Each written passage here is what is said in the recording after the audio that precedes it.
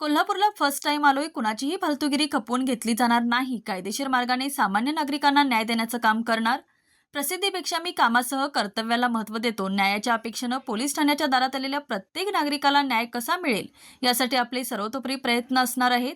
भाईगिरी, अवैध व्यवसाय सगळं काही बंद. कोल्हापूर भयमुक्त कसं ठेवता येईल यासाठी आपले प्रयत्न राहतील असा विश्वास नूतन पोलीस अधीक्षक निलोत्पल यांनी स्पीड न्यूजशी बोलताना दिला.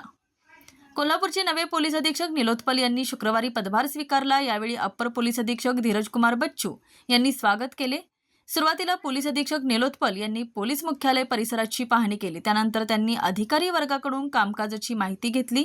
नव्या एसपींना भेटण्यासाठी जिल्ह्यातील सर्व पोलीस ठाण्याच्या प्रभारी अधिकारी, सहाय्यक पोलीस निरीक्षक, उपनिरीक्षकांनी दिवसभरात पोलीस मुख्यालयात गर्दी केली होती. काही सामाजिक राजकीय पक्षाच्या पदाधिकाऱ्यांनी देखील भेट घेऊन शुभेच्छा दिल्या. स्पीड न्यूजसाठी कोल्हापूरहून सुहास पाटील.